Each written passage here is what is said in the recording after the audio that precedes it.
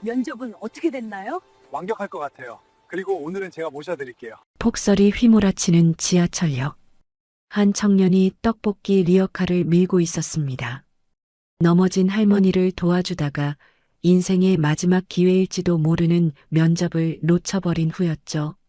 하지만 할머니가 걱정하실까봐 거짓말을 했습니다. 그 모습을 지켜보던 이민호 회장은 심장이 멎는 듯 했어요. 청년의 주머니에서 흘러나온 그 금빛 라이터. 그건 40년 전 자신이 죽음의 문턱에서 생명의 은인에게 남긴 유일한 증표였던 거예요. 회장은 사색이 된 얼굴로 그들에게 다가갔습니다. 그리고는 할머니 앞에서 무릎을 꿇고 오열하고 말았죠. 도대체 40년 전 어떤 일이 있었던 걸까요? 사연 시작 전 구독과 좋아요를 눌러주시고 어디서 듣고 계신지 댓글 남겨주시면 그곳으로 행운이 가득 깃들기를 바라겠습니다. 서울에 기록적인 폭설이 내린 날이었습니다. 하늘은 새벽부터 쉬지 않고 눈을 쏟아내고 있었죠. 뉴스에서는 50년 만에 최악의 폭설이라며 시민들에게 외출을 자제하라고 거듭 당부했지만 관악구의 한 반지하 원룸에서는 누군가가 부스럭거리며 일어나고 있었습니다. 강지훈, 28살의 청년이었습니다. 춥다. 지훈은 이불 속에서 몸을 웅크리며 신음했습니다. 보일러가 고장난 지 벌써 한 달째였지만 월세조차 밀려있는 상황에서 수리비를 낼 여력은 나지 않았죠. 차가운 공기가 뼛속까지 파고 들어왔습니다. 그는 떨리는 손으로 휴대폰을 집어들었습니다. 화면에 뜬 시간은 새벽 5시 30분. 오늘이구나. 태양무역 최종 면접. 그에게는 인생을 걸어야 할 마지막 기회였습니다. 지훈은 이불을 박차고 일어났습니다. 창문 너머로 보이는 풍경에 그는 잠시 할 말을 잃었죠. 골목길은 온통 하얗게 뒤덮여 있었고 눈은 여전히 거세게 내리고 있었습니다. 발목까지 쌓인 눈이 도로를 삼켜버린 것 같았어요. 욕실로 향한 지훈은 수도꼭지를 틀었습니다. 차가운 물줄기가 쏟아져 나왔죠. 뜨거운 물은 보일러와 함께 사치품이 되어버린 지 오래였습니다. 그는 이를 악물고 얼음장 같은 물로 세수를 했습니다. 차가운 물이 얼굴에 닿자 정신이 번쩍 들었어요. 거울 속 자신의 모습을 바라봤습니다. 야위고 수척한 얼굴, 움푹 들어간 볼, 그늘진 눈가. 하지만 그의 눈빛만은 여전히 살아있었습니다. 포기를 모르는 강한 의지가 그 안에 담겨 있었어요. 지훈은 방으로 돌아와 옷장을 열었습니다. 텅 빈 옷장 한 구석에 비닐에 쌓여 걸려있는 정장이 보였습니다. 그의 유일한 정장이자 마지막 희망이었죠. 3년 전 대학 졸업식 때 어머니께서 무리해서 사주신 것이었습니다. 아버지, 어머니, 오늘은 꼭. 그는 조심스럽게 비닐을 벗기며 중얼거렸습니다. 아버지는 6개월 전에 공사장에서 쓰러지셨어요. 뇌졸중이었죠. 병원비로 남은 건 빚뿐이었습니다. 지훈은 그 빚을 갚기 위해 닥치는 대로 아르바이트를 하며 취업 준비를 병행했어요. 편의점 야간 알바, 새벽 배달 라이터. 잠은 하루에 4시간도 채 못 잤죠. 어머니는 공장 야간 근무를 시작하셨습니다. 61살의 나이에 말이에요. 한 달에 200만 원씩 나가는 아버지 병원비. 그 돈을 어머니 월급과 지훈의 알바비로 겨우 메우고 있었습니다. 정장을 입고 넥타이를 매는 그의 손이 미세하게 떨렸습니다. 배고픔 때문이었죠. 어제도 컵라면 하나로 하루를 버텼습니다. 하지만 오늘만큼은 달랐어요. 태양무역에 합격하면 모든 게 달라질 거라고 그는 스스로에게 다짐했습니다. 지훈은 책상 서랍을 열어 이력서와 자기소개서를 꺼냈습니다. 수백 번은 읽었을 종이들이었지만 다시 한번 눈으로 훑었습니다. 학점 3.8, 토익 920점. 각종 공모전 수상 경력, 능력만 놓고 보면 누구에게도 뒤지지 않는다고 자부했습니다. 다만 집안 배경이나 연줄이 없을 뿐이었죠. 실력으로 승부하는 거야. 할 수 있어. 그는 서류를 가방에 넣고 현관으로 향했습니다. 낡은 구두를 신으며 다시 시간을 확인했죠. 평소 같으면 버스를 타고 가는데 30분이면 충분했지만 오늘은 상황이 달랐어요. 문을 열고 나서자 매서운 바람이 얼굴을 때렸습니다. 지우는 목도리를 단단히 감싸고 발걸음을 내디뎠어요. 반지하 계단은 이미 눈으로 가득 차 있었고 한 발 한 발이 조심스러웠습니다. 골목길로 나온 지우는 절망적인 광경을 마주했습니다. 버스 정류장에는 사람들이 발을 동동 구르며 서 있었지만 버스는 보이지 않았어요. 한 아주머니가 옆 사람에게 말했습니다. 버스가 다 멈췄대요. 도로가 다 막혔다고. 지훈의 얼굴이 창백해졌습니다. 택시도 보이지 않았고 지하철역까지는 평소에도 30분은 걸어야 했죠. 게다가 이 눈길에서는 얼마나 걸릴지 알 수 없었습니다. 휴대폰을 꺼내 시간을 확인했습니다. 6시 10분.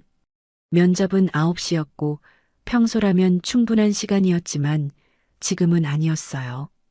지우는 잠시 망설였습니다. 포기하고 돌아갈까? 회사에 연락해서 사정을 설명할까? 아니야. 이런 걸로 포기할 순 없어. 그는 고개를 저으며 중얼거렸습니다. 3년 동안 27개의 회사에 지원했지만 최종 면접까지 간 건 태양무역이 처음이었습니다. 게다가 태양무역은 국내 10대 기업 중 하나였죠. 이런 기회가 다시 올지 알 수 없었습니다. 지우는 결심했습니다. 걸어서라도, 아니 뛰어서라도 가기로. 그는 가방을 단단히 메고 뛰기 시작했습니다. 눈 덮인 길은 미끄러웠고 한 발 한 발이 위태로웠지만 그는 멈추지 않았어요. 지나가는 사람들이 이상한 눈으로 쳐다봤습니다. 이런 폭설에 정장을 입고 뛰어가는 청년이 기이해 보였겠죠. 하지만 지우는 신경 쓸 겨를이 없었습니다. 오직 면접장에 도착하는 것만이 목표였으니까요. 10분쯤 뛰었을까요? 벌써 온몸이 땀으로 젖어 있었습니다. 하지만 아직 갈 길은 멀었죠. 지우는 잠시 멈춰서 숨을 고르며 하늘을 올려다봤습니다. 여전히 눈은 멈추지 기미가 보이지 않았어요. 제발 오늘만큼은. 그는 간절히 기도하며 다시 뛰기 시작했습니다. 아버지가 병원 침대에서 지켜보고 계실 거라고, 어머니가 공장에서 응원하고 계실 거라고 믿으면서 말이죠. 1시간 넘게 눈길을 헤치며 달려온 지우는 마침내 지하철역이 보이는 곳까지 도착했습니다. 가쁜 숨을 몰아쉬며 잠시 멈춰섰죠. 휴대폰을 꺼내 확인한 시간은 8시 20분. 아직 40분이 남아 있었습니다.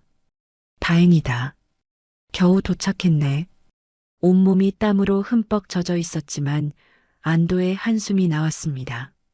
지하철만 타면 3정거장이었어요. 10분이면 회사 앞까지 갈 수 있었죠. 8시 30분쯤 도착하면 충분히 여유가 있었습니다. 지우는 심호흡을 하고 다시 발걸음을 옮겼습니다. 지하철역 입구가 저 앞에 보였어요. 하지만 역으로 가려면 앞에 보이는 가파른 언덕길을 올라가야 했죠. 평소에도 숨이 찰 정도로 경사가 심한 길인데 오늘은 눈까지 수북이 쌓여 있었습니다. 지우는 조심스럽게 한 발 한 발 올라가기 시작했어요.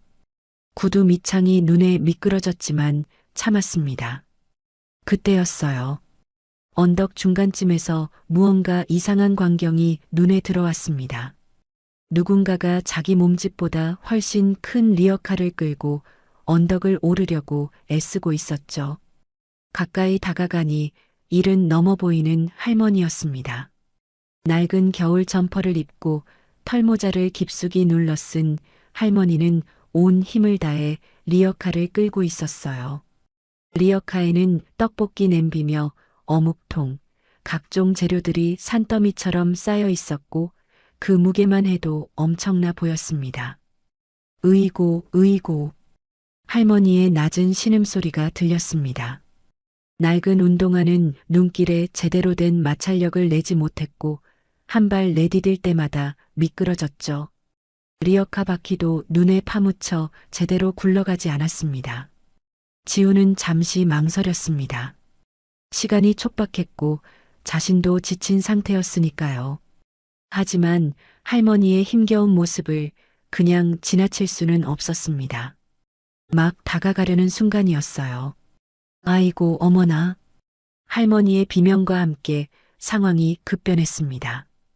할머니의 낡은 운동화 밑창이 빙판에서 완전히 미끄러졌고 중심을 잃은 할머니는 옆으로 넘어졌습니다.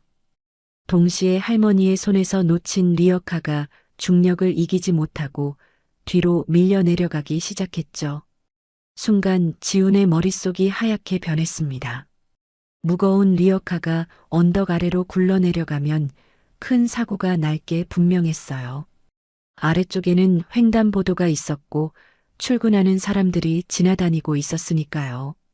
지훈은 생각할 겨를도 없이 몸이 먼저 움직였습니다. 안 돼.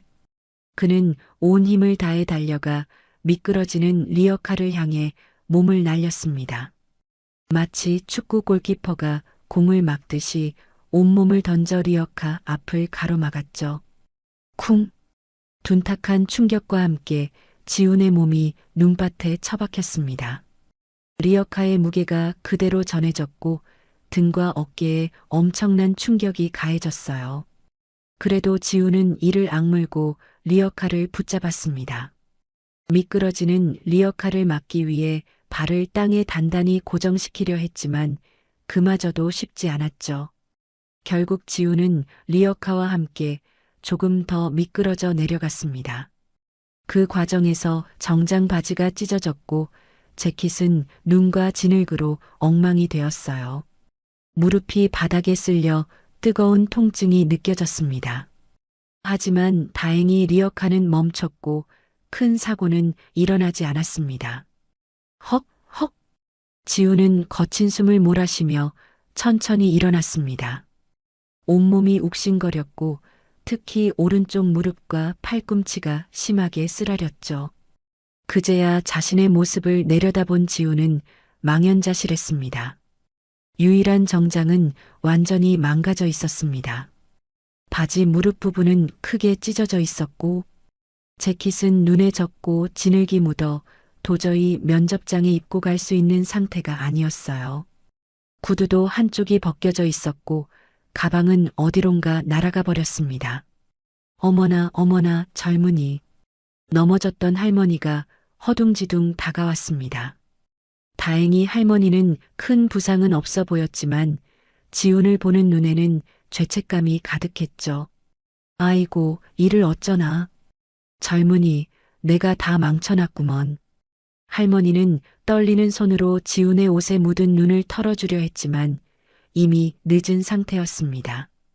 지훈은 애써 미소를 지으며 말했어요. 아니에요, 할머니. 괜찮습니다. 할머니가 다치지 않으셔서 다행이에요. 괜찮긴 뭐가 괜찮아? 옷이 이렇게 됐는데. 할머니의 눈가에 눈물이 맺혔습니다. 주름진 얼굴에는 미안함과 고마움이 동시에 묻어났죠.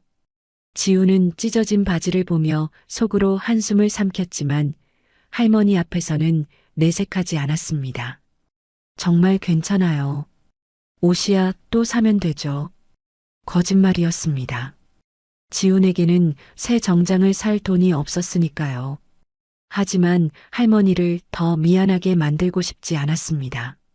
할머니는 지훈을 위아래로 훑어보며 물었습니다.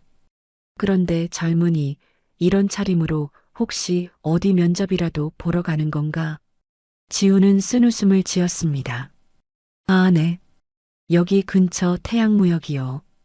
태양무역? 아이고, 그 큰 회사를.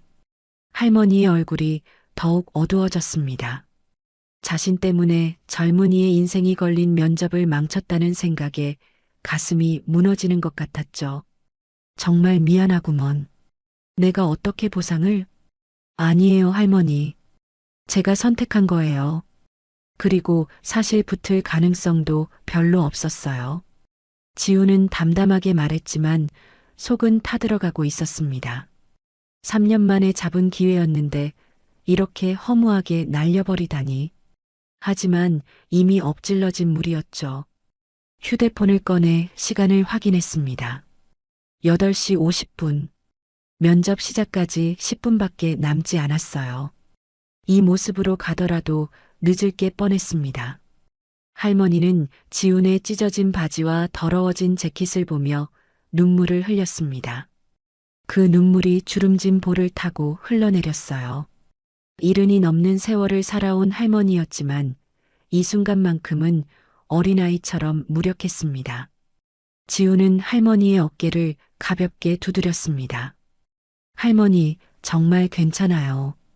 대신 병원에는 가보셔야 할 것 같은데요. 할머니의 손목이 붓기 시작하고 있었거든요. 넘어지면서 삔 것 같았습니다. 아니야, 괜찮아. 장사를 해야 하는데. 안 돼요. 제가 모셔다 드릴게요. 지우는 단호하게 말했습니다. 이미 면접은 포기한 상태였어요. 그렇다면 최소한 할머니라도 병원에 모셔드려야 한다고 생각했죠. 눈 내리는 언덕길. 찢어진 정장을 입은 청년이 할머니를 부축하고 있었습니다. 리어카는 그대로 눈 속에 남겨진 채였어요. 지나가는 사람들이 고개를 돌려 쳐다봤지만 지우는 신경 쓰지 않았습니다. 아버지가 가르쳐 주셨거든요. 어려운 사람을 외면하지 말라고. 그게 사람의 도리라고. 면접은 날아갔지만 지훈의 마음은 이상하게도 편안했습니다. 지훈은 택시를 잡으려 했지만 폭설에 택시는 보이지 않았습니다. 결국 할머니를 부축하며 천천히 지하철역으로 향했어요. 할머니는 한 발 한 발 내디딜 때마다 얼굴을 찡그렸습니다. 손목이 많이 아픈 게 분명했죠. 지하철을 타고 가까운 병원으로 갔습니다. 응급실이었어요. 간호사가 휠체어를 가져왔고 할머니를 앉혔습니다.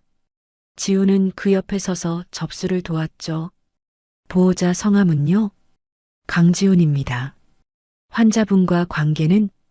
지우는 잠시 망설이다가 대답했습니다. 손자입니다. 할머니가 지훈을 올려다봤어요. 눈가에 다시 눈물이 고였습니다. 지훈은 할머니의 어깨를 가볍게 두드렸죠. 엑스레이 촬영 후 진료실로 들어갔습니다. 의사는 엑스레이 사진을 보며 말했어요. 손목 골절이네요. 깁스해야 합니다. 할머니의 얼굴이 창백해졌습니다.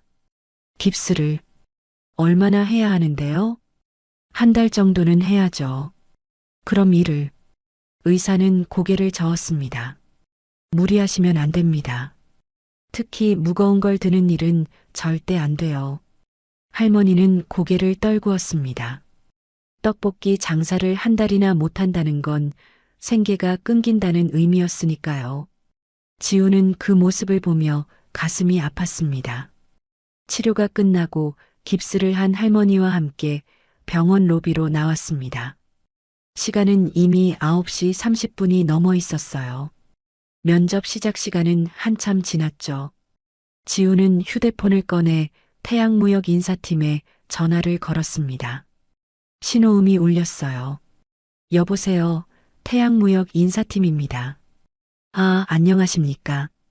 오늘 9시 최종 면접 예정이었던 강지훈입니다. 아, 강지훈 씨. 면접 불참하셨네요. 죄송합니다. 급한 일이 생겨서 불참은 탈락으로 간주됩니다. 규정상 예외는 없습니다. 차가운 목소리였습니다. 지우는 예상했던 말이었지만 가슴이 철렁 내려앉았어요. 알겠습니다. 죄송합니다. 전화를 끊었습니다. 손이 떨렸어요. 3년 만에 잡은 기회. 27번의 실패 끝에 잡은 마지막 희망. 그게 이렇게 끝나버렸습니다.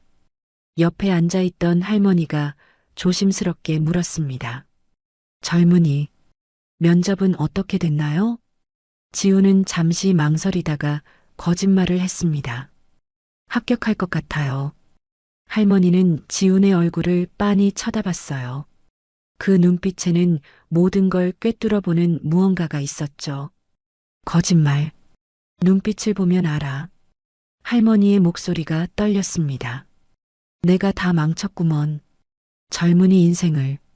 아니에요, 할머니. 아니긴 뭐가 아니야. 자네가 날 도와주다가.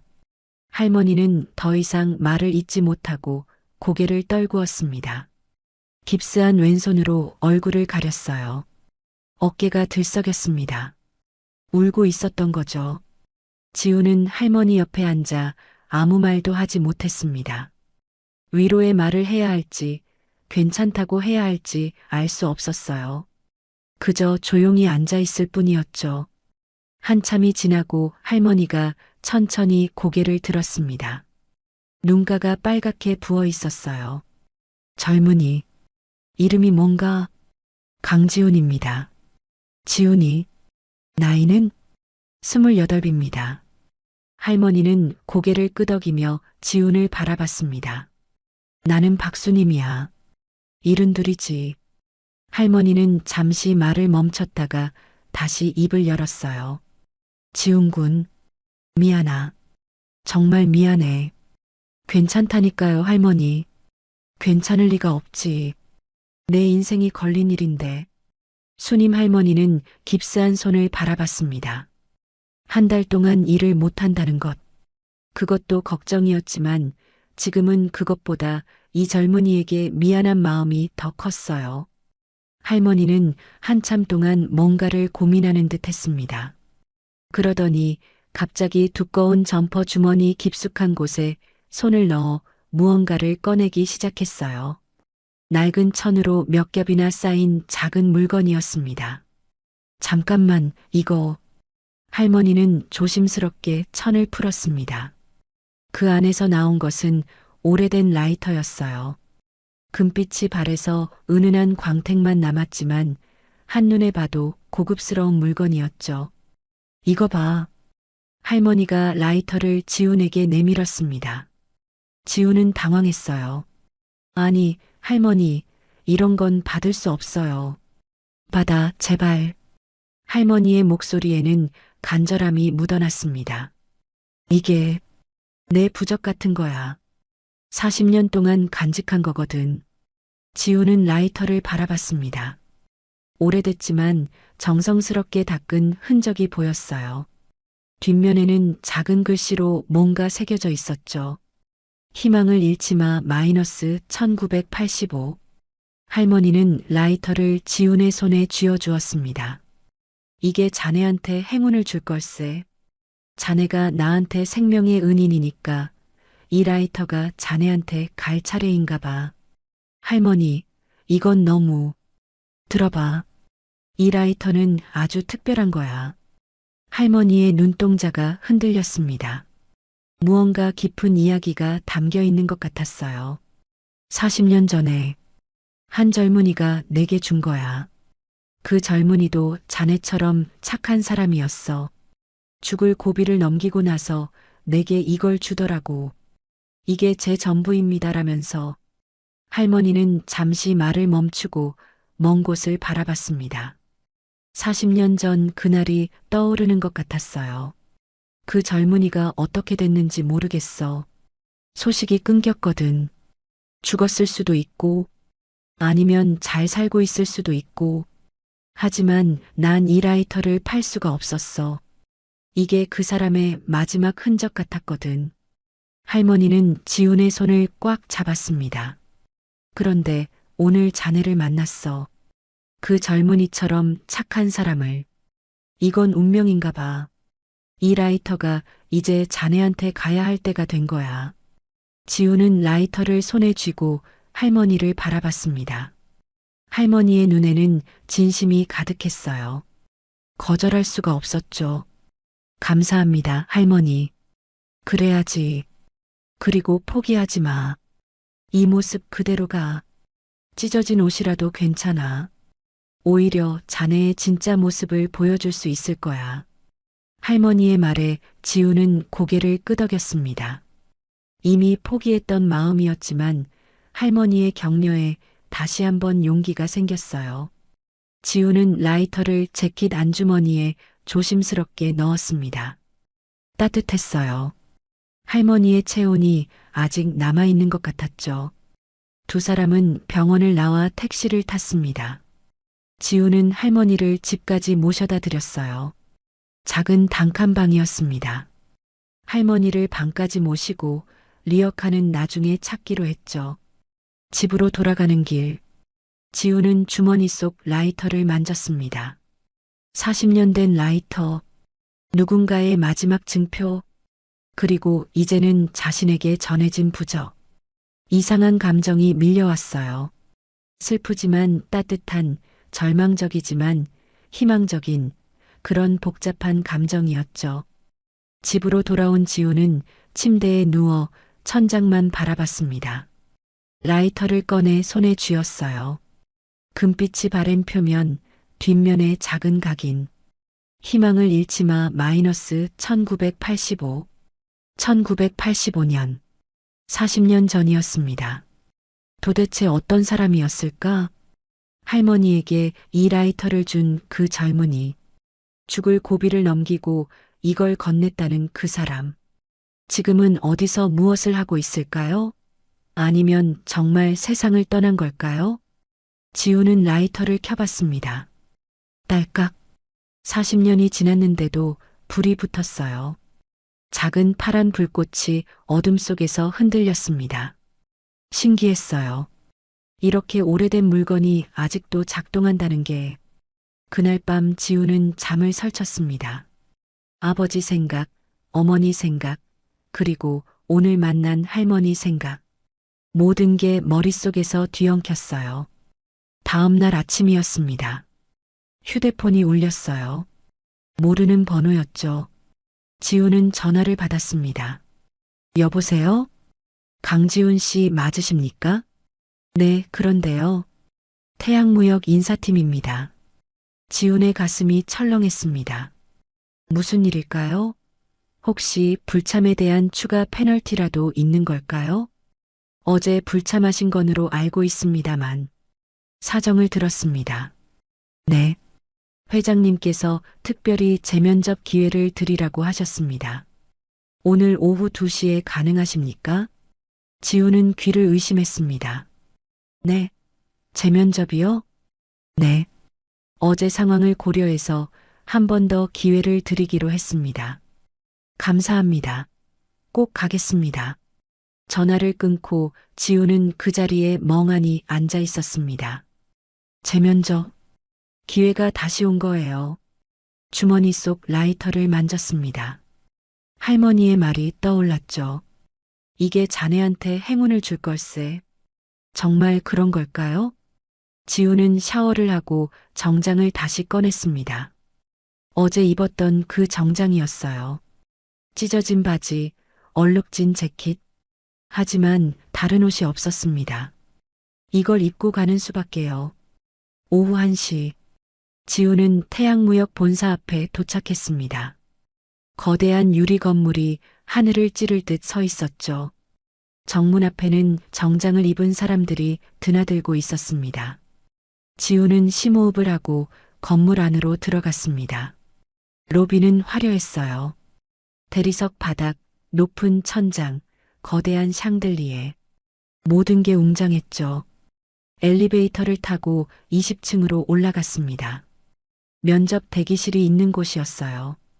복도를 걸어가는데 지나가는 직원들이 지훈을 쳐다봤습니다. 찢어진 바지가 눈에 띄었거든요. 면접 대기실 문을 열고 들어섰습니다. 안에는 이미 다른 지원자들이 앉아 있었어요. 10명 정도 됐죠. 모두 깔끔한 정장을 입고 있었습니다. 지훈이 들어서자 모든 시선이 그에게 쏠렸습니다.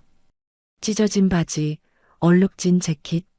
다른 지원자들과 확연히 달랐어요. 어머, 저게 뭐야? 한 여성 지원자가 작은 소리로 수군거렸습니다. 설마 면접 보러 온 건 아니겠지? 옆에 앉은 남성 지원자가 비웃음을 감추지 않았어요. 저런 꼴로 태양무역 면접을? 정신 나간 거 아니야? 지우는 그들의 시선을 애써 무시하고 구석 자리에 앉았습니다. 하지만 귓속말은 계속 들려왔죠.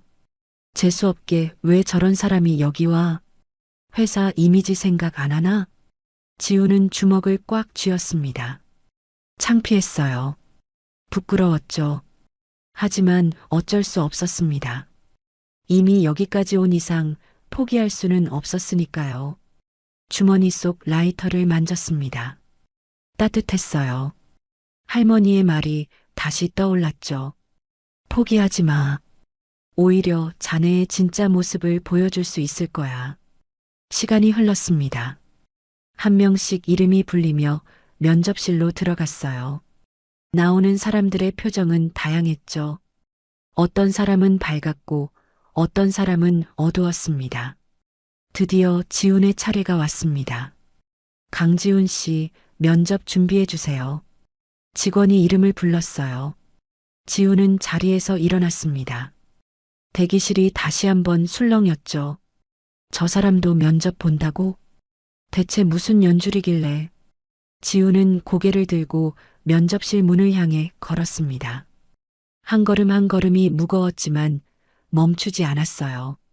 문을 열고 들어갔습니다. 면접실은 생각보다 넓었어요. 긴 테이블이 있었고 그 뒤에 3명의 면접관이 앉아 있었습니다. 그리고 한쪽 구석에는 나이 지긋한 남성이 앉아 있었죠. 60대로 보였습니다. 회장이었어요. 이민호 회장. 안녕하십니까? 지훈은 허리를 깊이 숙여 인사했습니다.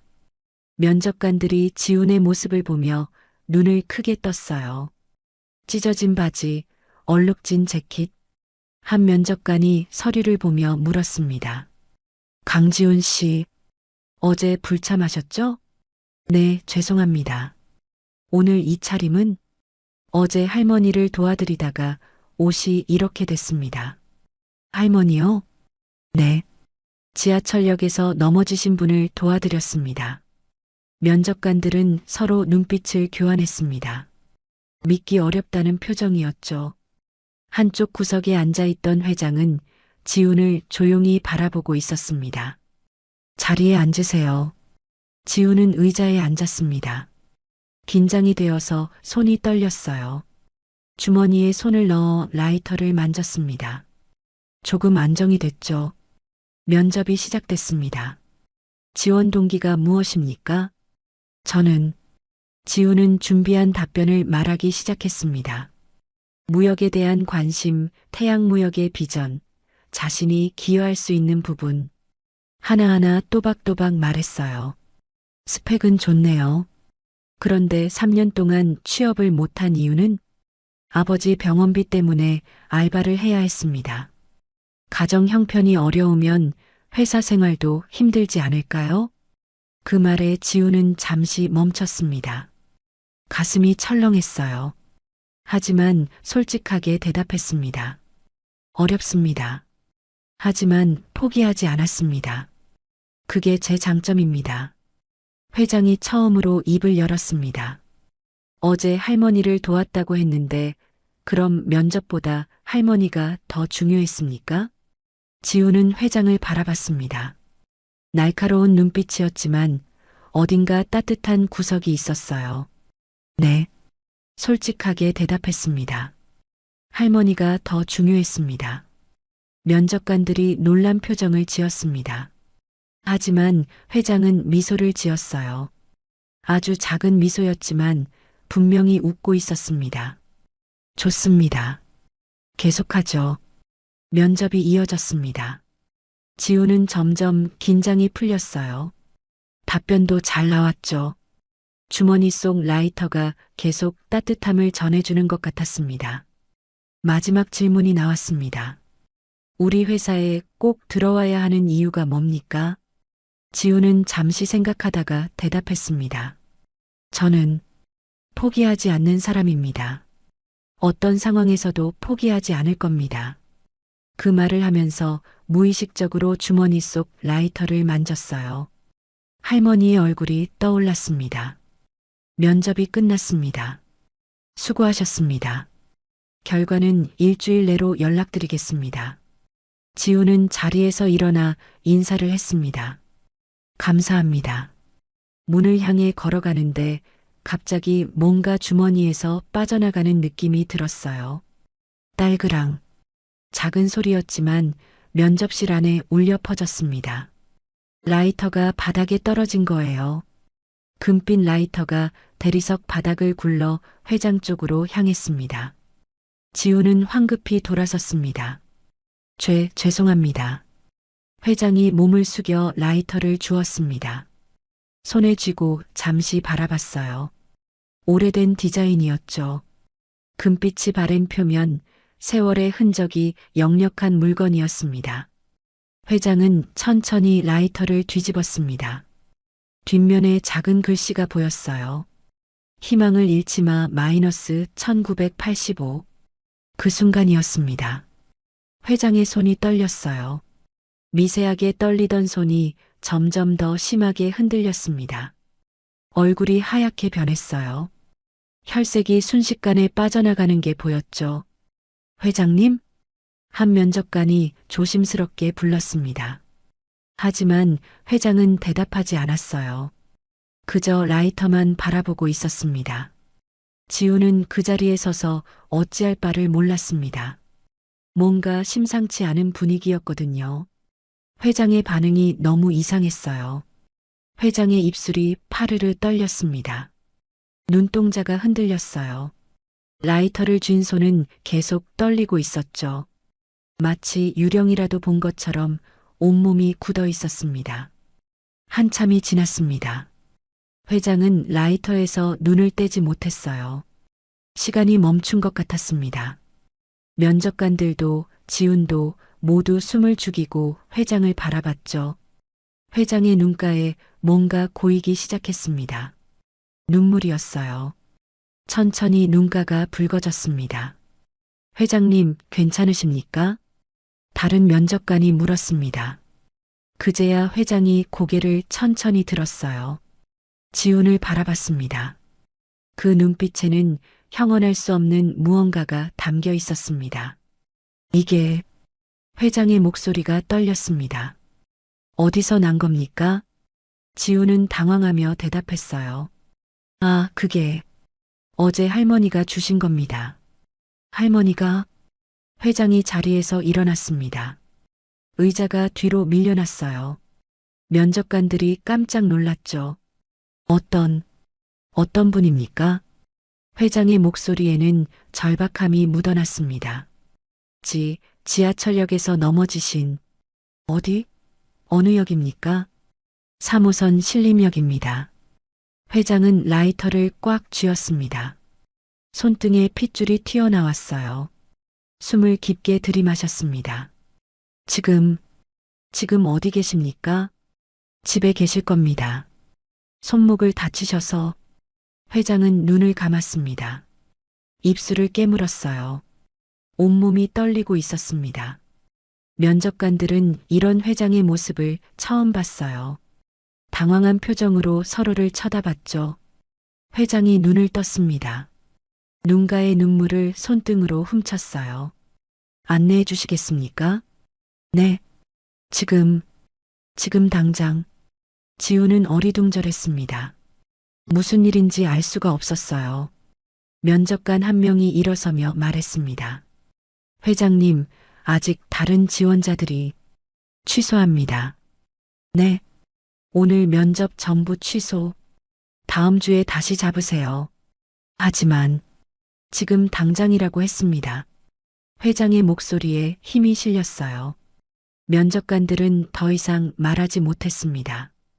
회장은 재킷을 집어들고 지훈에게 다가왔습니다. 라이터는 여전히 손에 쥐고 있었어요. 같이 갑시다. 저도요? 네. 안내해 주셔야 합니다. 제발.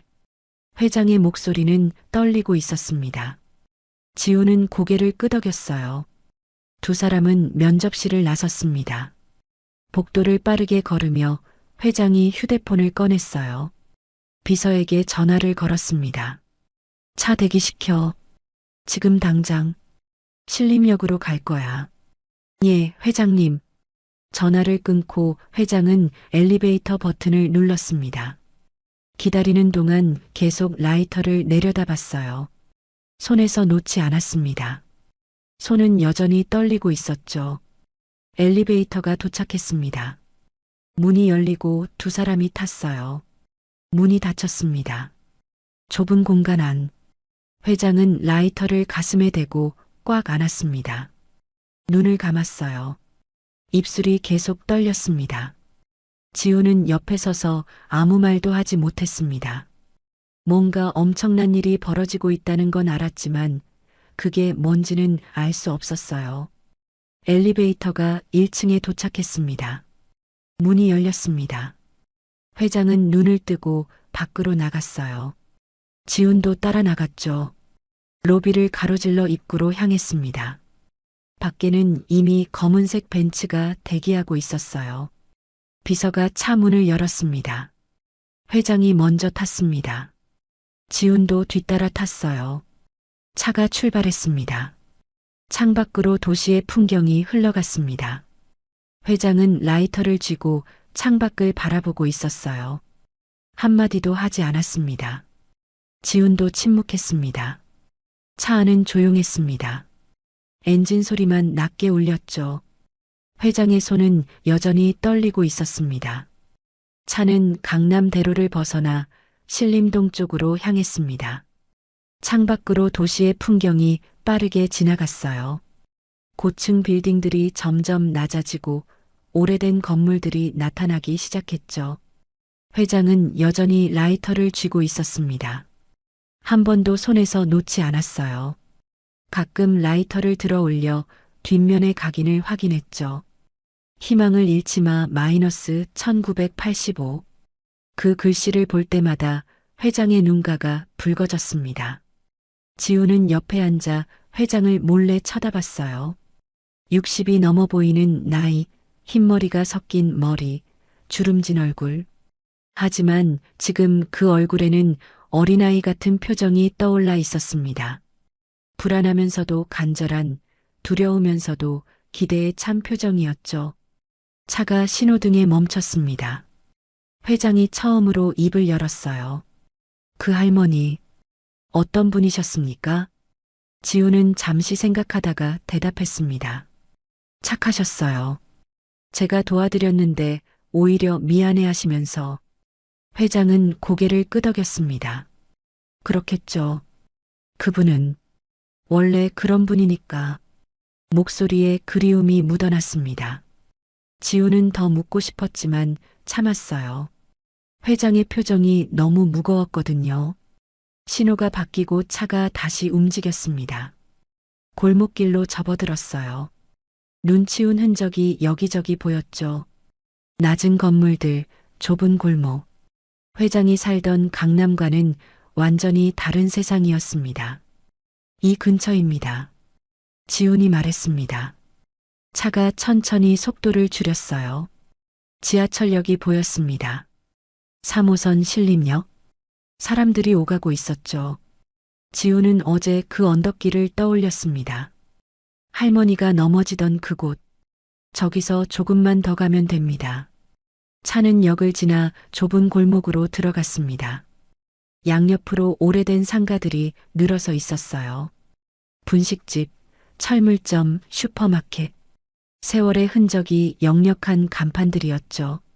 저 앞입니다. 지훈이 가리켰습니다. 작은 건물 앞, 좁은 골목 모퉁이. 거기에 떡볶이 리어카가 보였어요. 차가 멈췄습니다. 회장은 창밖을 바라봤습니다. 리어카 뒤에 할머니가 서 있었어요. 왼손에 깁스를 하고 오른손으로 떡볶이를 젓고 있었죠. 힘겹게 보였습니다. 회장의 손이 더 심하게 떨렸습니다. 숨소리가 거칠어졌어요. 가슴이 빠르게 오르내렸죠. 지우는 차 문을 열고 먼저 내렸습니다. 회장도 천천히 내렸어요. 라이터를 꽉 쥐고서요. 두 사람은 리어카를 향해 걸어갔습니다. 회장의 걸음이 느렸어요. 한 걸음 한 걸음이 무거워 보였죠. 마치 꿈속을 걷는 것 같았습니다. 할머니는 손님에게 떡볶이를 담아주고 있었습니다. 지훈을 알아봤어요.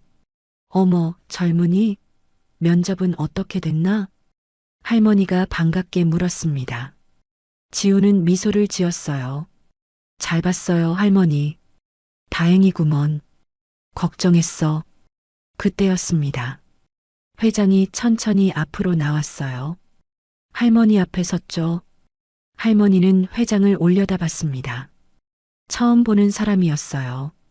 정장을 말끔하게 차려입은 나이 지긋한 남자였죠. 할머니는 고개를 갸우뚱했습니다. 누구시죠?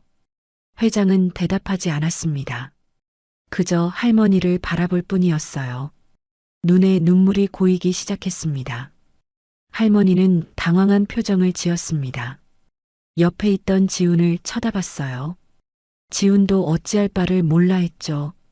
회장은 천천히 손을 들어 올렸습니다. 쥐고 있던 라이터를 할머니에게 내밀었어요. 금빛 라이터가 오후 햇살에 반짝였습니다.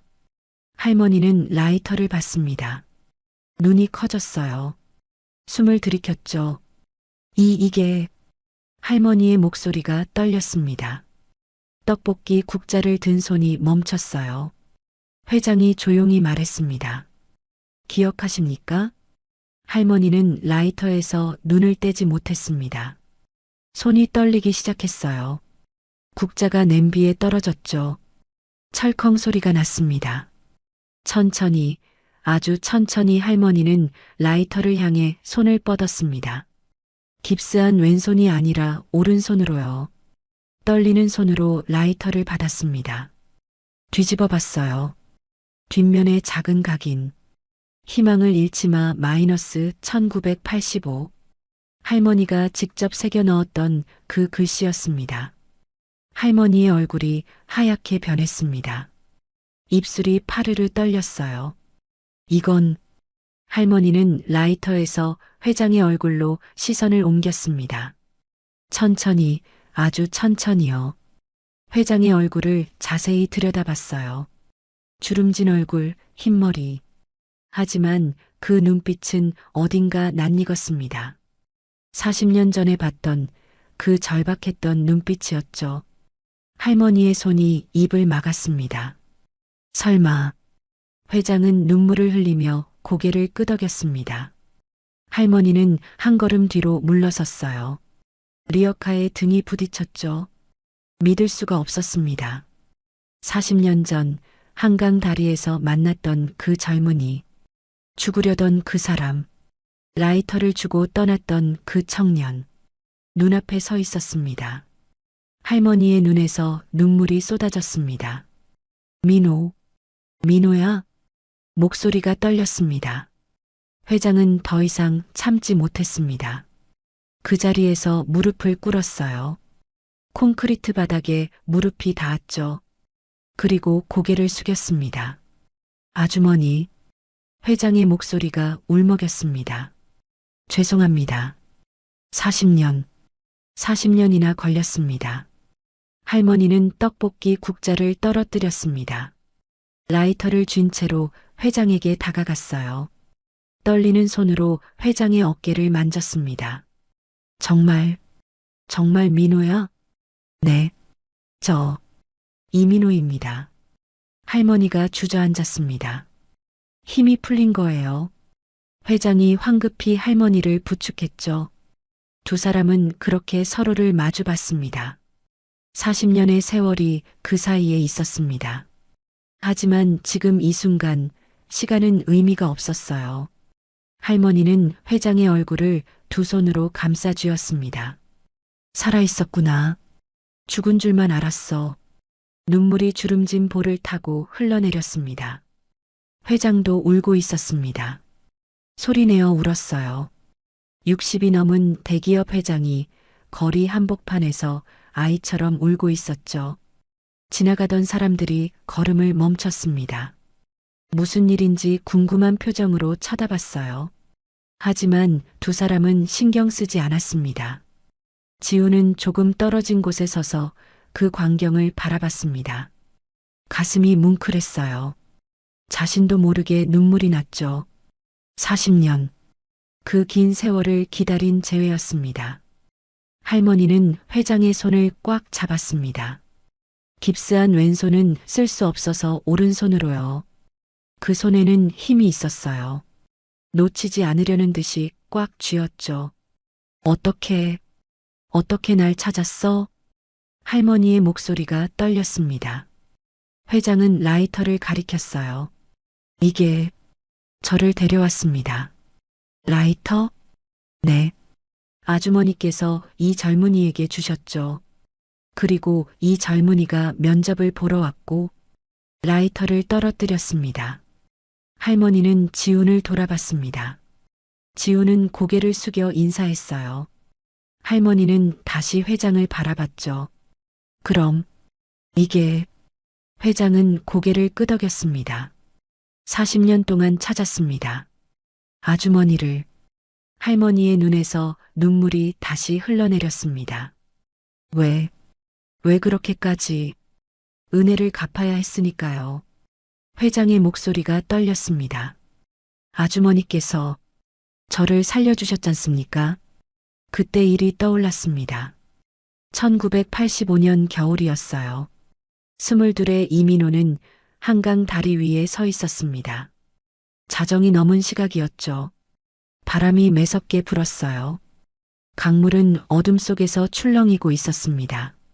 주머니에는 라이터 하나, 재고로 남은 마지막 물건이었어요. 라이터 수입 사업, 환율 폭등으로 완전히 망했죠. 5천만 원의 빚, 부모님 집은 경매로 넘어갔고 친척들은 연락을 끊었습니다. 민호는 난간에 손을 올렸습니다. 차가웠어요. 한 발만 내디디면 모든 게 끝날 것 같았죠. 젊은이, 안 돼. 뒤에서 누군가 소리쳤습니다. 여자 목소리였어요. 민호가 돌아보기도 전에 누군가 달려와 그를 붙잡았죠. 32의 박수님이었습니다. 새벽 재료시장에 가려고 자전거를 타고 가던 길이었어요. 다리 위에 서 있는 젊은이를 봤죠. 직감적으로 알았습니다. 놔주세요. 민호가 말했습니다. 하지만 수님은 놓지 않았어요. 안 돼. 죽으면 안 돼. 수님은 민호를 난간에서 끌어냈습니다. 힘이 셌어요. 분식집 일을 하며 단련된 힘이었죠. 살아야지. 죽으면 끝이야. 수님은 민호를 자전거 뒤에 태웠습니다. 그리고 근처 분식집으로 데려갔어요. 자신이 일하는 곳이었죠. 작은 가게였습니다. 테이블 4개, 의자 8개. 주방에서는 김이 모락모락 피어올랐어요. 앉아. 수님은 민호를 의자에 앉혔습니다. 그리고 주방으로 가서 라면을 끓이기 시작했어요. 계란도 넣고 파도 넣었죠. 라면이 끓는 동안 수님은 민호를 바라봤습니다. 수척한 얼굴, 푹 꺼진 눈. 오래 굶은 것 같았어요.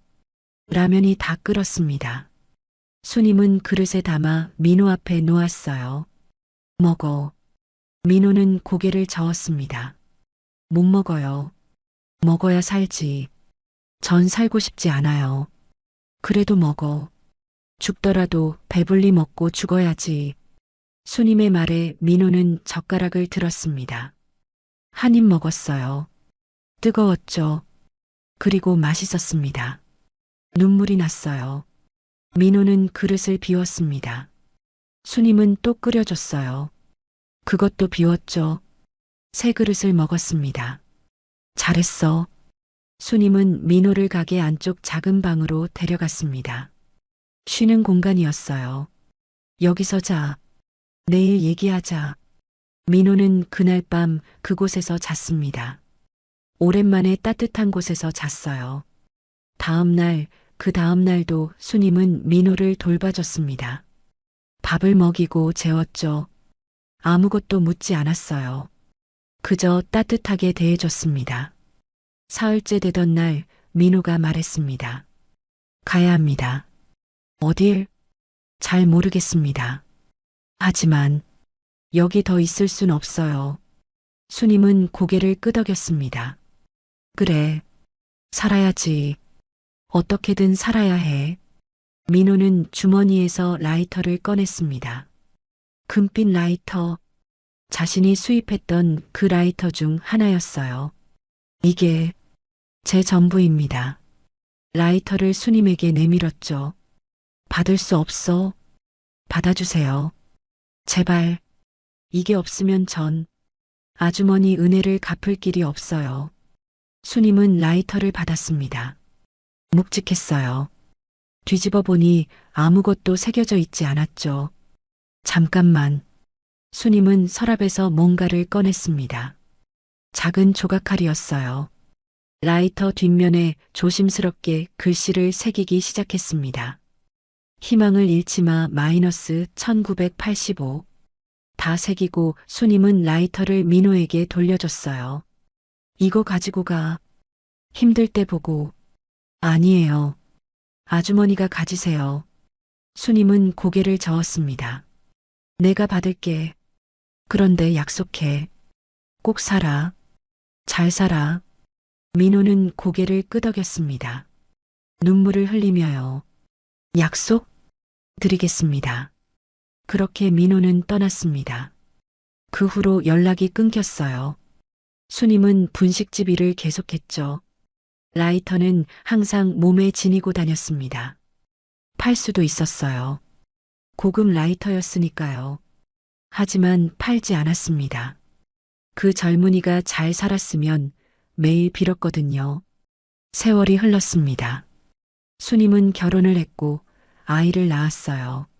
남편과 함께 작은 식당을 운영했죠. 하지만 남편이 일찍 세상을 떠났습니다.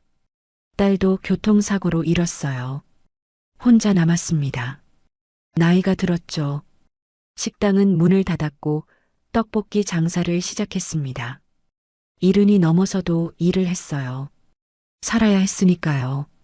하지만 라이터는 절대 팔지 않았습니다. 40년 동안 몸에 지니고 다녔어요. 부적처럼요. 그리고 어제 지훈에게 줬습니다. 지훈이 자신을 도와줬으니까요. 그 라이터가 지훈에게 행운을 줄 거라고 믿었죠. 그리고 오늘 라이터가 민호를 데려온 겁니다. 회장은 할머니의 손을 잡았습니다. 아주머니, 저 잘 살았습니다. 할머니는 회장을 바라봤어요. 눈물이 계속 흘렀죠. 알아. 보면 알아. 잘 살았구나. 네. 다 아주머니 덕분입니다. 할머니는 고개를 저었습니다. 아니야. 내가 잘한 거지. 두 사람은 한참 동안 아무 말도 하지 않았습니다. 그저 서로를 바라볼 뿐이었어요. 40년의 세월. 그 긴 시간이 이 순간에 모두 담겨 있었습니다. 지우는 조금 떨어진 곳에서 그 광경을 지켜봤습니다. 가슴이 뭉클했어요. 자신이 그들을 이어준 거였죠. 라이터를 통해서요. 할머니가 준 라이터. 40년 전 어떤 젊은이가 할머니에게 준 그 라이터. 그게 다시 돌아온 겁니다. 그리고 두 사람을 제외시켰죠. 기적이었습니다. 회장은 할머니의 손을 놓고 천천히 뒤로 물러섰습니다. 그리고 다시 무릎을 꿇었어요. 떡볶이 리어카 앞 골목길 한복판이었죠. 콘크리트 바닥이 차갑게 무릎에 닿았습니다. 아주머니. 회장은 고개를 깊이 숙였습니다. 이마가 거의 바닥에 닿을 듯 했어요. 살려주셔서 감사합니다. 목소리가 떨렸습니다. 할머니는 황급히 회장을 일으키려 했어요. 아니야, 일어나. 이러지 마. 깁스한 손으로는 힘을 쓸 수 없어서 오른손으로만 잡아당겼죠. 하지만 회장은 일어나지 않았습니다. 40년 동안 회장의 어깨가 들썩였습니다. 찾았습니다. 아주머니를 소리내어 울기 시작했어요. 60이 넘은 나이 대기업 회장. 하지만 지금은 그저 한 사람이었죠. 은혜를 갚고 싶었던 그 한 사람이었습니다. 민호야. 할머니도 주저앉았습니다. 무릎이 바닥에 닿았어요. 회장과 마주보며 앉았죠. 괜찮아. 다 괜찮아. 할머니는 회장의 얼굴을 두 손으로 감싸 쥐었습니다. 눈물로 범벅이 된 얼굴이었어요. 잘 살았잖아. 그걸로 됐어. 아니에요. 아니에요. 회장은 고개를 저었습니다. 제가 더 일찍 찾았어야 했는데. 할머니는 회장의 등을 쓰다듬었습니다. 마치 아이를 달래듯이요. 괜찮아. 이렇게 만났잖아. 회장은 할머니의 품에 얼굴을 묻었습니다. 그리고 소리내어 울었어요. 40년 동안 참았던 눈물이 쏟아졌죠. 할머니도 울고 있었습니다. 회장의 등을 계속 쓰다듬으며 눈물을 흘렸어요. 지나가던 사람들이 멈춰 섰습니다. 무슨 일인지 몰랐지만 감동적인 장면이라는 건 알 수 있었어요. 몇몇은 눈시울을 붉혔죠. 지우는 조금 떨어진 곳에 서서 그 모습을 바라봤습니다. 눈물이 났어요. 자신도 모르게 흘러내렸죠. 손으로 눈을 닦았지만 계속 흘렀습니다. 한참이 지났습니다. 회장이 천천히 고개를 들었어요. 눈가가 빨갛게 부어 있었죠. 할머니도 마찬가지였습니다. 아주머니, 이제 제가 보답할 차례입니다. 할머니는 고개를 저었습니다. 됐어. 내가 잘 사는 걸 봤으니까. 안 됩니다. 회장의 목소리에 힘이 들어갔어요. 제가 아주머니를 모셔야 합니다. 할머니는 회장을 바라봤습니다. 그 눈빛에는 거부가 아니라 감동이 담겨 있었어요. 이제 고생하시면 안 됩니다. 회장은 할머니의 손을 꽉 잡았습니다. 제발 받아주세요. 할머니는 한참 동안 회장을 바라보다가 천천히 고개를 끄덕였습니다. 그래. 작은 대답이었지만 회장에게는 세상에서 가장 큰 선물이었습니다. 회장은 다시 한번 할머니를 껴안았어요. 할머니도 회장을 안았죠. 두 사람은 그렇게 한참을 안고 있었습니다. 40년. 그 긴 세월이 이 한 번의 포옹으로 녹아내리는 것 같았어요. 지우는 뒤로 물러섰습니다. 더 이상 자신이 있어야 할 자리가 아니라고 생각했거든요. 하지만 회장이 지훈을 불렀습니다. 강지훈 씨. 지훈은 조심스럽게 다가갔어요. 회장은 할머니와 함께 일어섰습니다. 두 사람 모두 무릎에 먼지가 묻어 있었죠. 하지만 신경 쓰지 않았어요. 고맙습니다. 회장이 지훈에게 말했습니다. 당신이 우릴 이어줬습니다. 지훈은 고개를 저었습니다. 저는 아무것도 아니에요. 회장은 지훈의 어깨를 잡았어요. 당신이 아주머니를 도왔고 라이터를 받았고 그리고 저한테 왔습니다. 모든 게 당신 덕분이에요. 할머니도 지훈을 보며 미소 지었습니다. 그래. 착한 일은 돌고 도는구먼. 지훈은 두 사람을 번갈아 봤습니다. 가슴이 따뜻해졌어요. 회장은 주머니에서 라이터를 꺼냈습니다. 40년 된 그 라이터. 그리고 할머니에게 건넸어요. 이제 돌려드립니다. 할머니는 라이터를 받았습니다. 손에 쥐고 한참 바라봤죠. 희망을 잃지 마 마이너스 1985. 그 글씨가 아직도 또렷했습니다. 할머니는 라이터를 다시 회장에게 내밀었어요. 내가 가져. 이건 내 거야. 회장은 고개를 저었습니다. 아니에요. 이건 우리 거예요. 회장은 라이터를 할머니 손에 다시 쥐어줬습니다. 함께 간직해요. 우리 인연의 증표니까. 할머니는 라이터를 꽉 쥐었습니다. 그리고 고개를 끄덕였죠. 골목길 한복판, 떡볶이 리어카 앞, 세 사람이 서 있었습니다. 40년의 세월을 뛰어넘은 재회, 한 청년의 선택이 만들어낸 기적, 그리고 라이터 하나가 이어준 운명이었습니다. 리어카 옆 작은 의자에 할머니가 앉았습니다. 회장은 그 옆에 쪼그리고 앉았어요. 지우는 조금 떨어진 곳에 서 있었죠. 회장이 조용히 입을 열었습니다. 그 후로 정말 미친 듯이 살았습니다. 할머니는 회장을 바라봤어요. 부두에서 짐을 날랐어요. 3년 동안이요. 낮에는 공사장, 밤에는 야간 경비. 쉬지 않았습니다. 목소리에는 그때의 고단함이 묻어났습니다. 10년 만에 빚을 다 갚았어요. 그리고 작은 무역 중개 일을 시작했죠. 처음엔 정말 작았어요.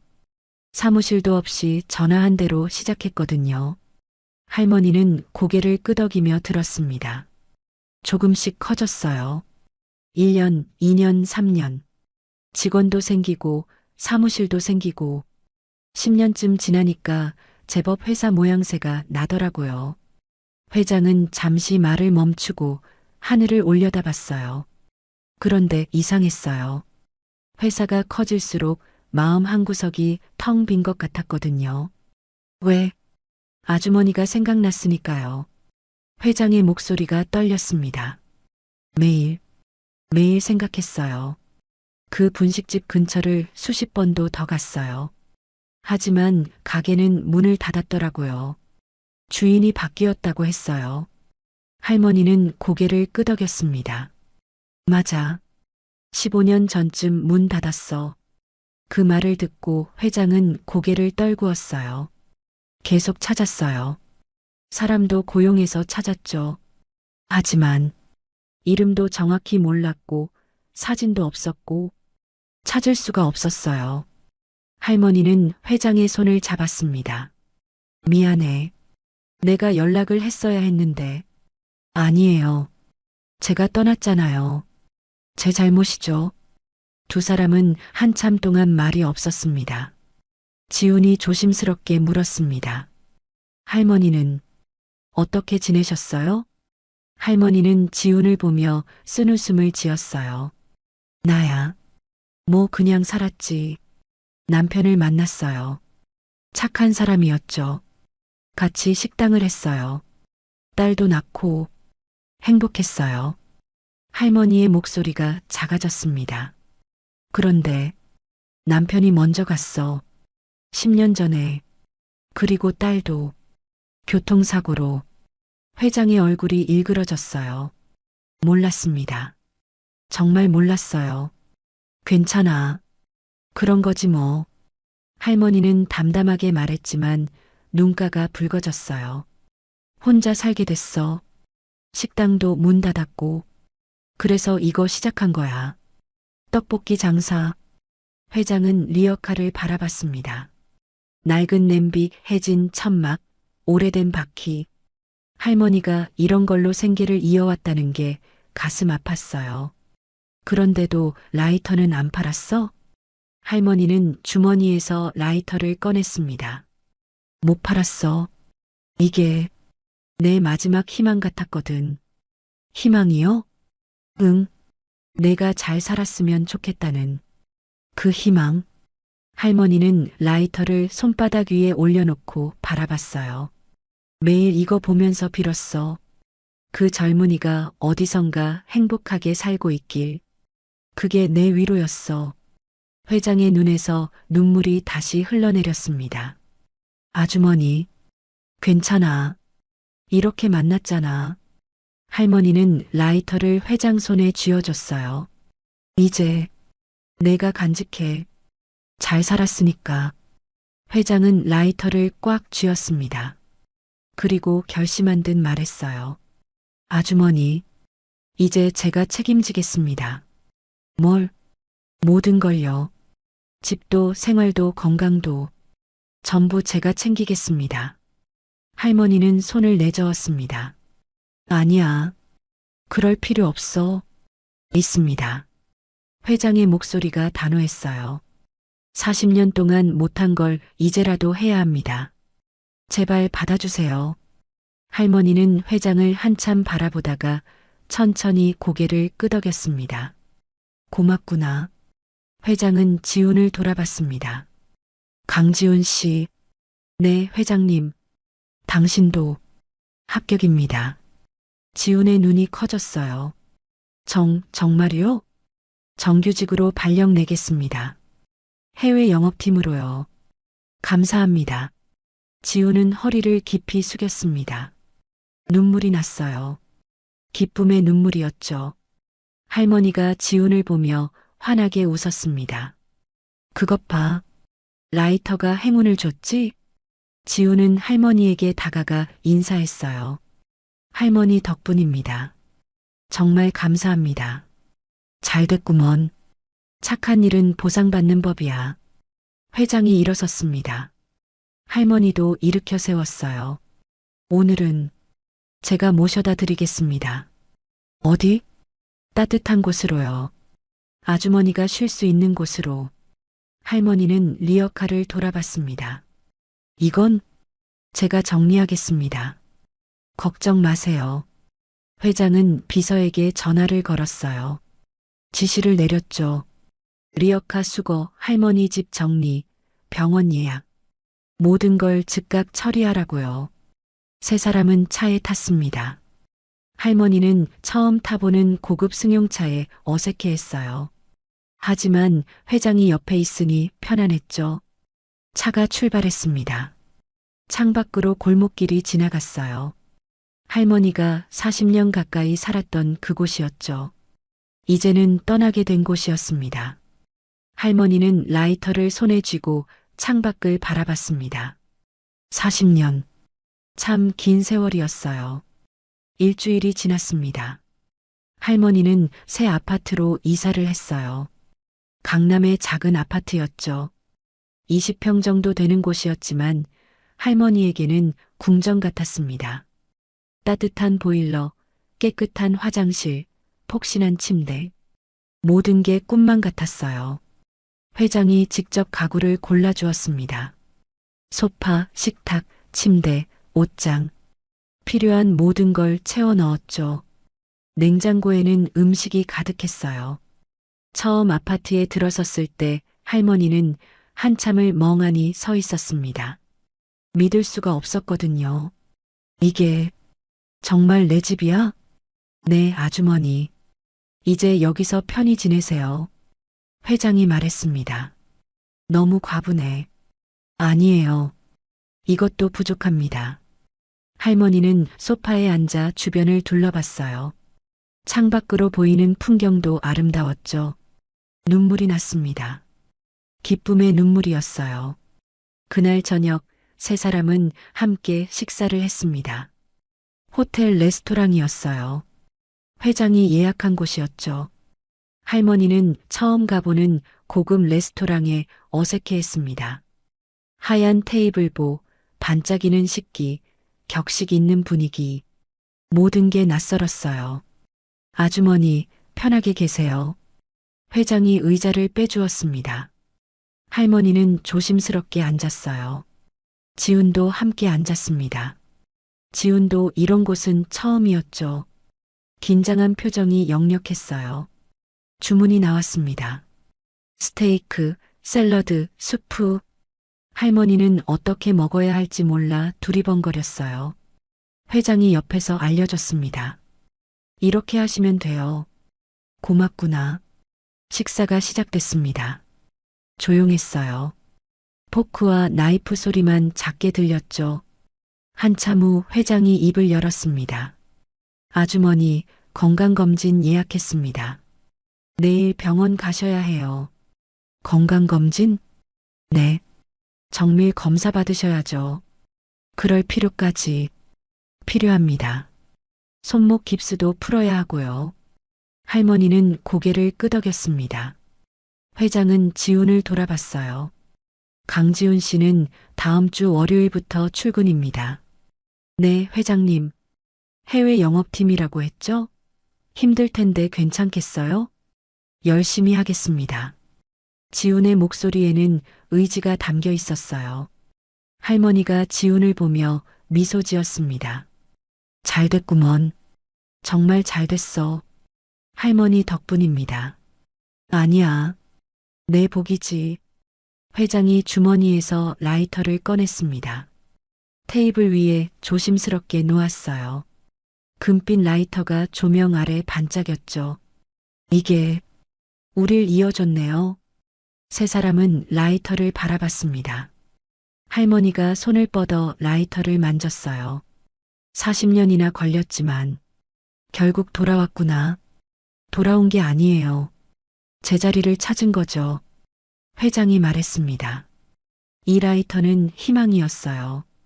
아주머니의 희망, 제 희망, 그리고 이제는 우리 모두의 희망이에요. 지훈도 고개를 끄덕였습니다. 저도 이 라이터 덕분에 여기 있습니다. 그래. 다들 희망을 잃지 않았으니까. 할머니가 라이터 뒷면의 각인을 쓰다듬었어요. 희망을 잃지 마 마이너스 1985. 이 글씨가 정말 지켜진 거구나. 회장은 할머니의 손을 잡았습니다. 앞으로 매주 일요일 저녁 같이 먹어요. 매주? 네. 지훈 씨도 함께요. 지훈이 놀라서 물었습니다.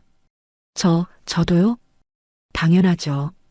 당신이 우릴 이어줬잖아요. 할머니가 환하게 웃었습니다. 좋지. 가족처럼 지내자. 가족. 그 말에 세 사람 모두 미소 지었어요. 서로 다른 인생을 살아왔지만 이제는 하나로 이어진 것 같았죠. 식사가 끝났습니다. 레스토랑을 나서는데 할머니가 회장의 팔을 잡았어요. 민호야. 네, 아주머니. 고맙다.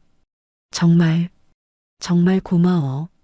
할머니의 목소리가 떨렸습니다. 저야말로 감사합니다. 아주머니가 저를 살려주셨잖아요. 두 사람은 서로를 바라보며 웃었습니다. 지우는 그 모습을 보며 가슴이 따뜻해졌어요. 자신이 이런 아름다운 순간의 일부가 되었다는 게 자랑스러웠죠. 차를 타고 할머니 아파트까지 갔습니다. 현관 앞에서 할머니가 내렸어요. 들어가세요. 내일 병원 모시러 올게요. 알았어. 조심히 들어가. 할머니는 엘리베이터를 타고 올라갔습니다. 창문으로 손을 흔들었어요. 회장도 손을 흔들어 줬죠. 차가 출발했습니다. 지훈을 집까지 데려다 주는 길이었어요. 차 안은 조용했지만 편안했습니다. 회장이 말했습니다. 강지훈 씨. 네, 회장님. 당신이 없었으면 이런 일은 없었을 겁니다. 저는 그저 아니에요. 당신의 선택이 모든 걸 바꿨어요. 할머니를 도운 선택, 면접을 포기한 선택. 그 선택들이요. 지우는 고개를 숙였습니다. 라이터를 떨어뜨린 것도 선택이었을까요? 회장은 미소 지었어요. 운명이었겠죠. 우리가 만날 운명이었던 거예요. 지훈의 집 앞에 도착했습니다. 내일부터 준비 잘하세요. 월요일에 봅시다. 네, 회장님. 감사합니다. 지훈은 차에서 내렸습니다. 회장이 차창을 내리고 말했어요. 희망을 잃지 마세요. 절대로. 지훈은 고개를 끄덕이며 웃었습니다. 차가 떠났습니다. 지훈은 한참 동안 그 자리에 서 있었어요. 가슴이 뛰었습니다. 새로운 시작이 눈앞에 있었죠. 1년이 지났습니다. 다시 겨울이 왔어요. 눈이 내리는 날이었죠. 하지만 1년 전처럼 폭설은 아니었습니다. 소복소복 내리는 한방눈이었어요. 강지훈은 태양무역 해외 영업팀 사무실에 앉아 있었습니다.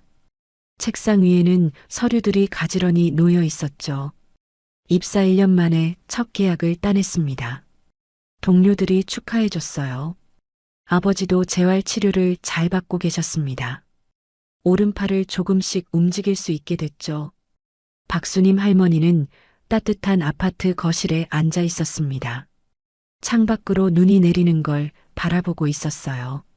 손목 깁스는 진작 풀었고 건강검진 결과도 좋았습니다. 매주 일요일이면 민호와 지훈이 찾아왔죠.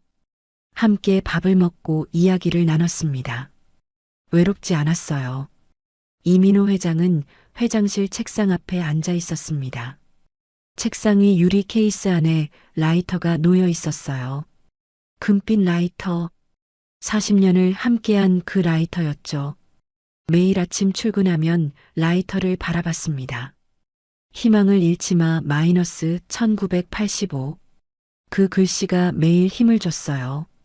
일요일 저녁이었습니다. 세 사람은 할머니 집에 모였어요. 함께 저녁을 먹었죠. 할머니가 직접 만든 떡볶이였습니다. 예전처럼 리어카에서 파는 건 아니었지만 가끔 세 사람을 위해 만들어줬어요. 맛있다, 할머니. 지훈이 웃으며 말했습니다. 그래. 역시 아주머니 손맛이 최고예요. 회장도 맞장구 쳤어요. 호호 많이 먹어. 할머니는 흐뭇하게 웃었습니다. 식사를 마치고 세 사람은 소파에 앉았어요.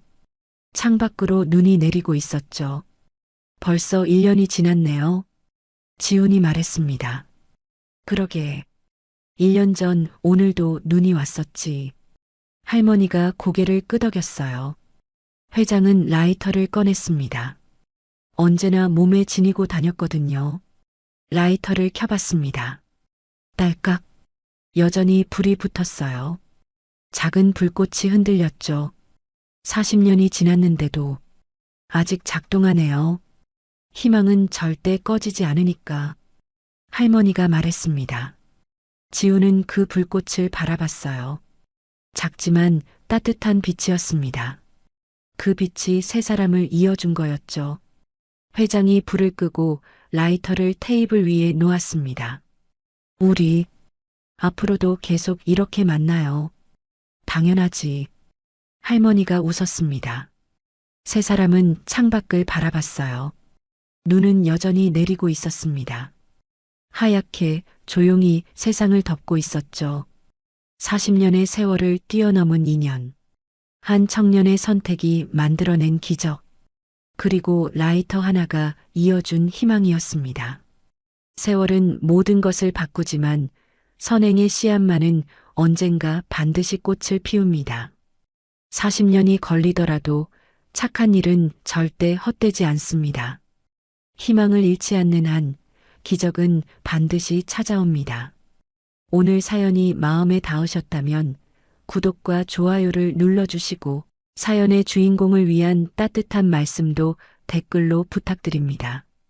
당신의 오늘을 늘 응원합니다. 달봄 사연이었습니다.